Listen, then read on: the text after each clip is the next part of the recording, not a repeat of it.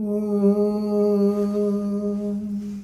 तव कथामृतं तप्तजीवनं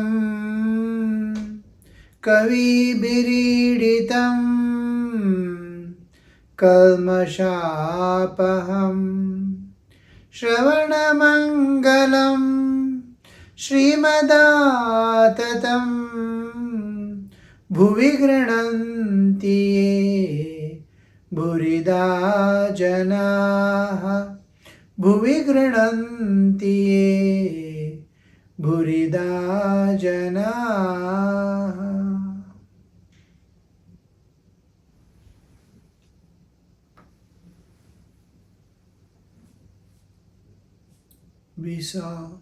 We heard the song where the Lord's glory has been brought out and great assurances for the Jiva is given. Worry not. At all times you have a refuge. At all times, whatever be the state, whatever be the status of yours, there is always a way out. God is waiting for you, nothing to worry.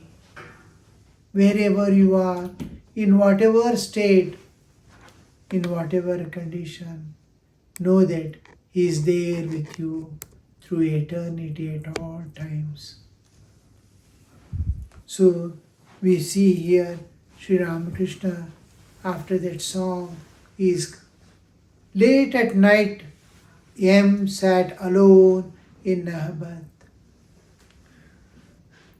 See how the transformation comes on the Jiva. M is listening and going and writing down what we are reading and understanding is His what He has given us, the nectar that gives the Sanjeevani, which is going to make us the dead awaken from the body, dead body. Like that we are awakening, we are dead to the spirit. Now this is going to awaken us to the divine again. Late at night, M sat alone in the Nahabat. The sky, the river, the garden, the steeples of the temples, the trees and the Panchavati were flooded with moonlight. Deep silence reigned everywhere. What a beautiful nature. Nature is always, nature expresses purity, perfection, absolute perfection, bliss, peace, beauty, and divinity. Constantly radiating bliss, peace, and love. How it is radiating, you see, everything in this universe. Whatever you see, you must see with the eye of spirit, spiritual eye, or poetical eye. Then you will understand the glory of this world where we have been stationed. Everything flooded with moonlight, deep silence reigned everywhere, broken only by the melodious murmuring of the Ganges. I used to be in Himalayas, and as soon as it is evening, we cannot go to the river early in the morning. I was in Uttarakashi, quite higher altitude, and throughout the year it will be chill. Molten ice will be flowing in the river. Early in the mornings we cannot go. Almost till 9 o'clock sun is up and Uttarakashi is like a valley. It shines only after 10 o'clock to 2 o'clock. There will be sunshine. Immediately, the mountains on either side covers the sun. So in the evening, after 2 o'clock, 3 o'clock, alone here and there we go and sit far, far away, miles far away. And when we sit, oh, absolute silence, silence covered by silence. Even to breathe loudly, we feel the hesitation. Such as beautiful silence. Only small murmuring of the river flowing down. And it is so enthralling that you will lose yourself now and then in that joy, in that bliss, in loving nature, nature blessing, and you are intimately as if you are hugging the nature yourself. You expand, pervading it like a river entering into the ocean and expanding. That is in beautiful nature. Why do we go so far away and withstand all the stresses and strain of that place? Is just to experience this expansion of consciousness. We expand in that region. So M is experiencing that joy. Deep silence reigned everywhere, broken only by melodious murmuring of Ganges. M was meditating on Sri Ramakrishna. You see, now we are meditating on Sri Ramakrishna. The Ramakrishna was unknown to the world even then. A few who have met him, seen him, total unconditional acceptance that he is God. How he could enshrine Sri Ramakrishna in his heart and then accept him as the supreme ultimate goal of his life. He himself is the author, he himself is writing.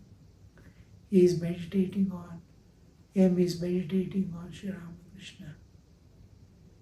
Now, it is like his autobiography is writing here and there. Whenever M comes into picture, it is his own. He is sitting and meditating on Sri Ramakrishna. Now, when we meditate on in Bhagavad Gita, when we see Krishna, he is no more Devaki Putra.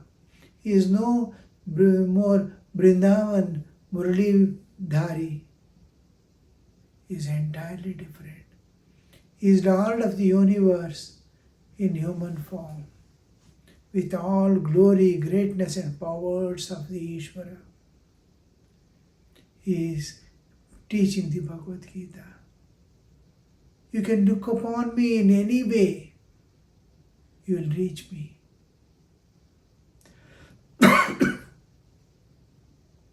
God can be realized in 5 ways. As the transcendental reality, the Brahman, as the immanent reality, Vishwarupa,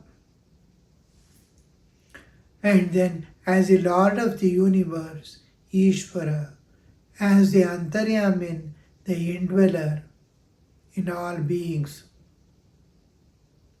and as the Avatara, incarnation of God. In whatever way you realize Him, you are transcended the nature. Now, He has heard, known all aspects of God.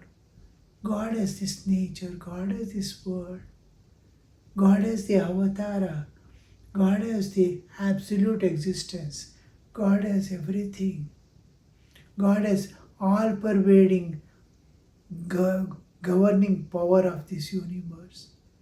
Every way He knows. And Sri Ramakrishna, He is consolidating all these aspects and meditating. So how Sri Ramakrishna do we meditate? As the one who is manifesting in various ways. It is He who is Brahman. It is He who is the Ishvara. It is He who is the Vishwa. It is He who is the Sutratman pervading the universe. It is He who is the indweller in all beings, Antaryamin. He is taking innumerable forms, of which one is His Sri Ramakrishna. He is the source of all aspects of God, Sarva Deva Devi Swarupa. So, Sri Ramakrishna is enshrining, sitting calmly at the midnight when everything is silent, and He alone is there and in tune with the nature. So he is meditating on Sri Ramakrishna. At 3 o'clock in the morning, M left his seat. How they strive, you see. We have to, every breath of ours should have gone at the feet of God and for the welfare of this world. It is to live other than a devotee, other than a servant of this world, life is in vain. So these people, you see, late in the night, they are seeing and calling on God alone. Daytime, they'll be moving about, working here, there. All night, they sit. At 3 o'clock, he is getting up from that. Left his seat, he proceeded towards Panchavati as Sri Ramakrishna had suggested. Sri Ramakrishna wanted him to go to Panchavati and meditate there to get the spiritual awakening, the spiritual atmosphere, the spiritual vibrations, the tapas somebody has done, Sri Ramakrishna himself has done the tapas there. It is not only a sacred place, but a place where the awakening is possible, because the touch of that place itself is sufficient to remove all the obstacles that are standing in between him and the vision of God. So he is moving towards Panchavati. Sacred places, pilgrim centers have greater power to make man realize God, experience God. A small systematic way of going on pilgrimage to places and experiencing that becomes essential. When we go to pilgrimage, anywhere, you must be able to hold that Leela. It is a Leela Sthana of God. Something has happened. There is a Purana, there is a past which is going to give you the inclination of that place, how it is related to God, how God is going to manifest there, what has happened in the past, and how people have experienced the grace. So it's called Sthala Purana. We go through the Sthala Purana so that we'll be in tune with that and we'll be able to, now the place is there where so many fruits are available free. It's open fruit place. How do you go with all preparation to fill your bags as many things as possible? So here also you must go with the preparation that to fill yourself with spiritual awareness, spiritual vibrations, spiritual awakening. So Ramakrishna had suggested, and so he is going there. He did not care for Nabat anymore. The purpose is over, to make him get into the tune with the nature and divine. Its purpose is over. and resolved to stay in the hut in the Panchavati. Suddenly he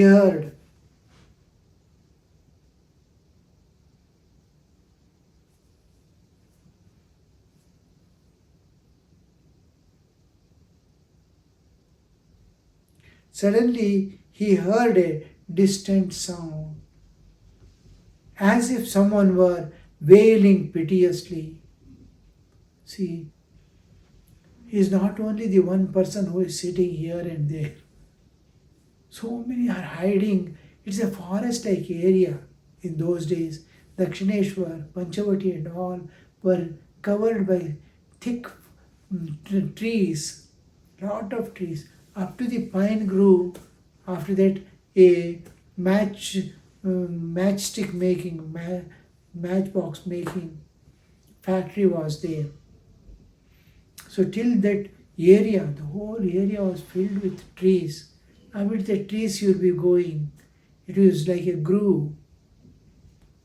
And whoever has come to Sri Ramakrishna, they wanted to spend their nights in peaceful atmosphere, calling on God. Sri Ramakrishna was encouraging that and giving that strength and courage to sit all through the night.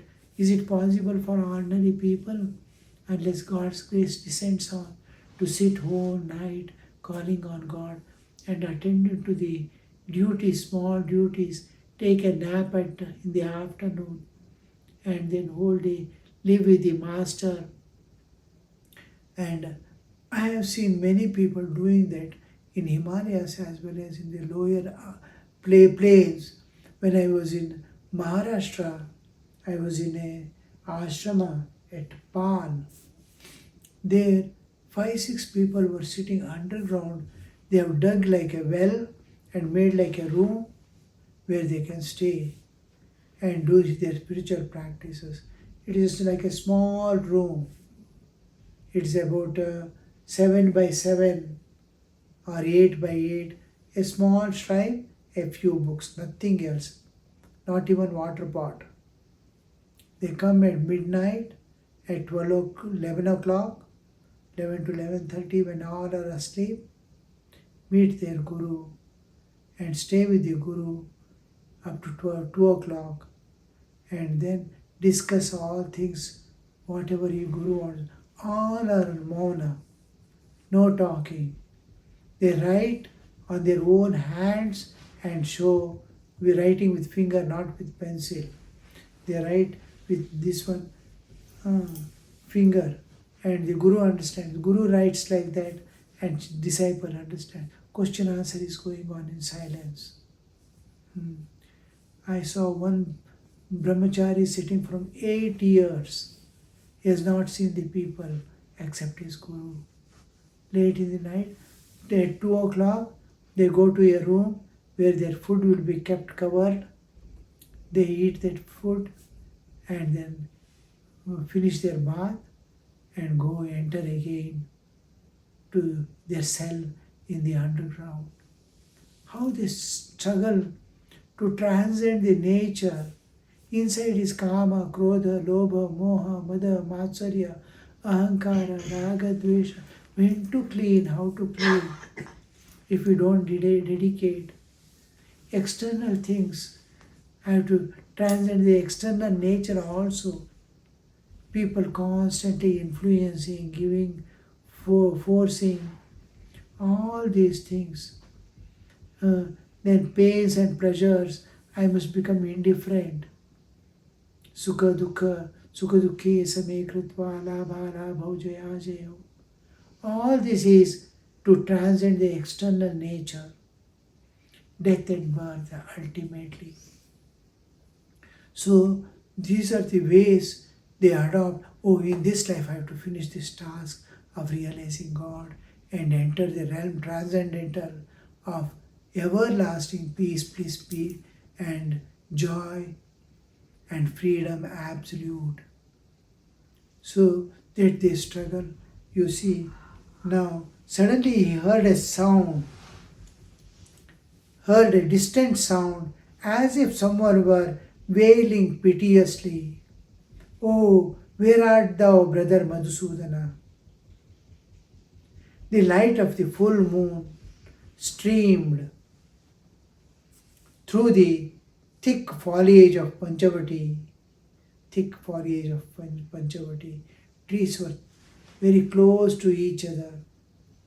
And as he proceeded, he saw at distance one of the master's disciple sitting alone in the grove, crying helplessly, "Oh, where art thou, brother Madhusudana?"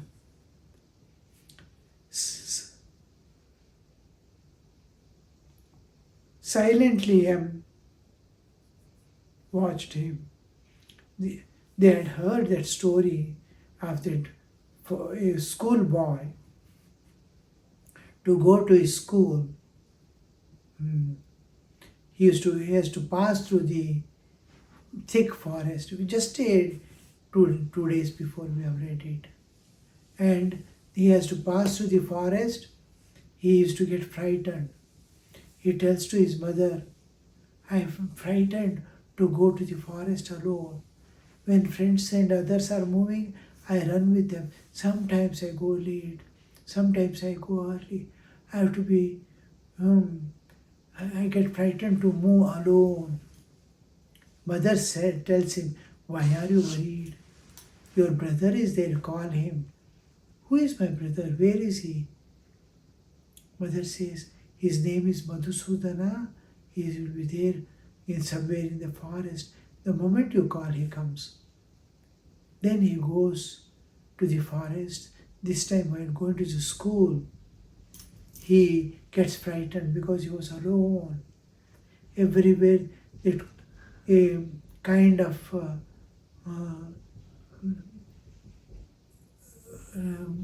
deserted place where nobody is there, and as if some evil spirits might be there, that kind of fear. And in that he has to walk. He gets frightened. He remembers the mother's call. You can call him anytime he comes. He calls once, twice. Every step he is calling upon. "Where are you, Madhusudan? Come, where are you? Where are you?" How that child, with all faith and in the words of mother, he is walking alone in the forest, fearlessly, but full of fear. The fearless hold is only one, the words of mother. "Don't be afraid. Your brother is there." He is calling, trusting the words of mother. Nobody comes. Then he starts weeping, fearing. One side is fear, one side, where is he has not come? With a longing heart, when he starts weeping, now no one else can console him. Fear with total despondency like. Then the Lord appears. That pure call of the heart, with all trust, 100% trust in the mother world, like the same child. Sri Ramakrishna had shown the disciples how it would be, how you will call on God, how He responds to our needs when the time comes. So here we see the same expression, same like a child, Bala Bhava, with all faith he is calling, "Where are you?" He is adopting that bhava of a balya avastha, of full trust and longing heart. So he is weeping and shouting and wailing, calling on God. And M is silently observing how the sadhakas spend their nights, how the sadhakas call on God, how much they sacrifice, how much they search, and how much purification we have to undergo. Day and night they spend in tears.